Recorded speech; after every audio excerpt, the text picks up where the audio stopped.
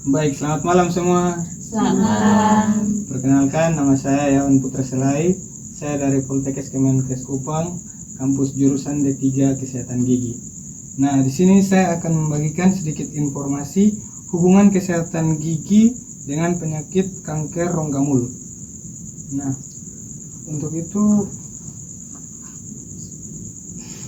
sebelumnya ada yang tahu kanker mulut? Belum ada yang pernah dengar. Nah, kanker mulut itu adalah kanker yang terjadi pada jaringan rongga mulut.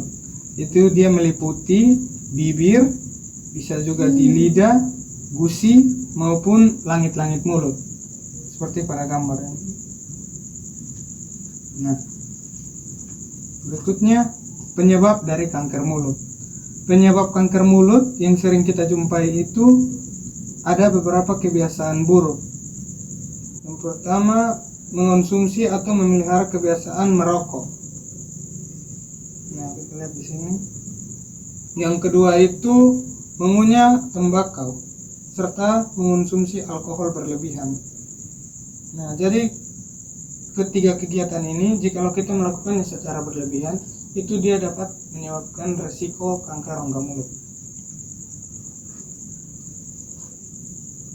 Nah, ini juga ada beberapa kebiasaan buruk yang sering kita sepelekan.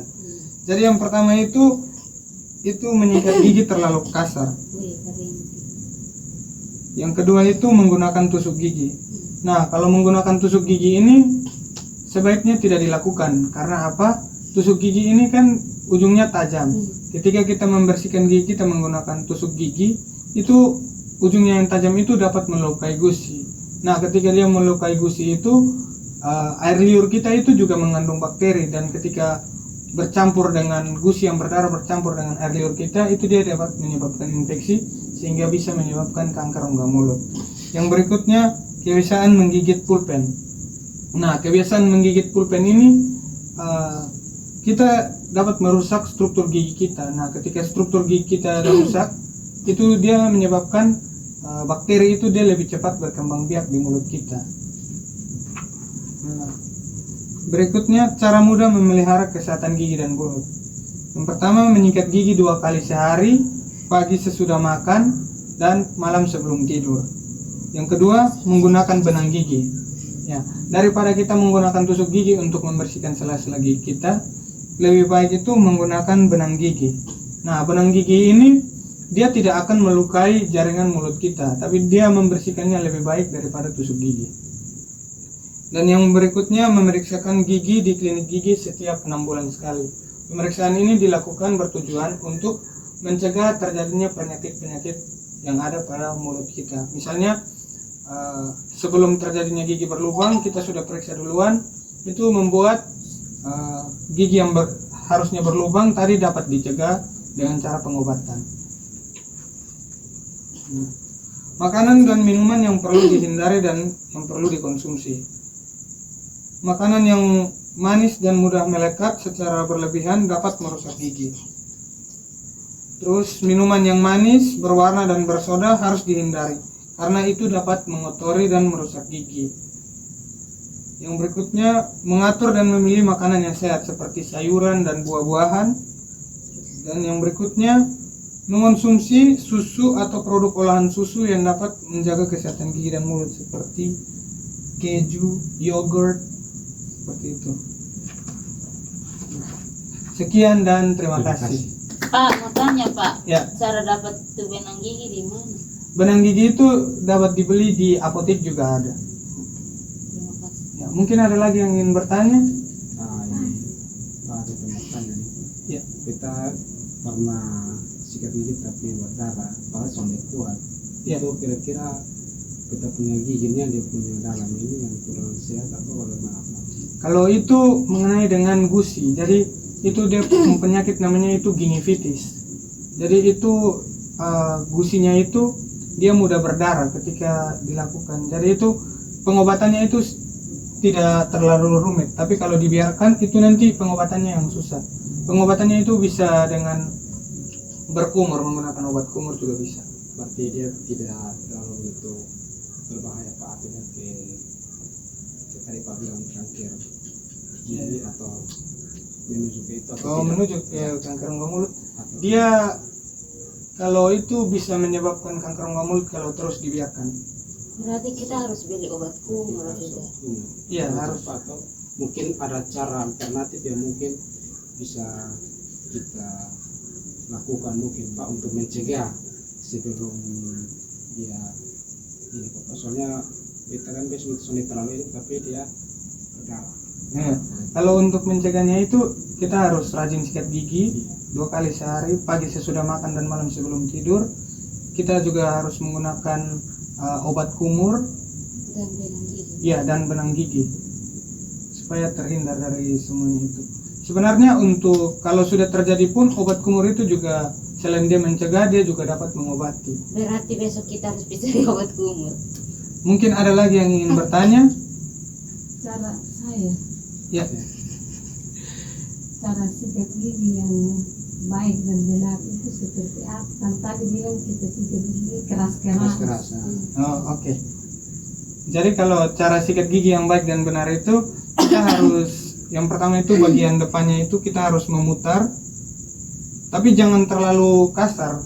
Dan pasta gigi juga itu berpengaruh. Kalau pasta giginya itu harus yang berflow. Terus cara sikat giginya itu kita harus putar bagian untuk yang bagian depannya, atas dan bawah itu kita jangan gosok secara vertikal, kita harus gosok secara memutar agar sisa-sisa makanan yang menempel pada gigi itu dapat dibersihkan. Juga untuk yang bagian sampingnya itu kita gosok secara vertikal, maju mundur, atas dan bawah.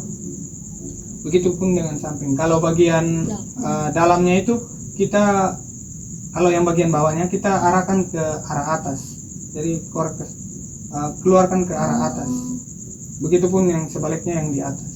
Dan kalau sikat gigi jangan lupa untuk bersihkan lidahnya, karena lidah itu dia kalau menumpuk semacam atau putih di lidah begitu, itu yang menyebabkan bau mulut. Jadi lidah juga harus dibersihkan.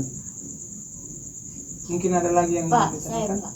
Ya. Saya kalau pakai Pepsodent itu saya pun mulut ketika sikat gigi itu saya seperti tidak bisa, tetapi kalau pakai pasta gigi seperti Sensodyne itu rasanya nyaman di mulut. Apakah itu pengaruh juga Pak? Pasta gigi itu ada yang bermacam-macam. Jadi kalau Sensodyne itu mungkin dia lebih khusus untuk yang gigi-gigi sensitif. Jadi tergantung giginya. Jadi, kalau gigi sensitif mungkin kalau nyaman pakai Pepsodent silakan pakai Sensodyne. Sensodyne, silakan pakai Sensodyne. Mungkin ada lagi yang ingin ditanyakan? Pas Pak.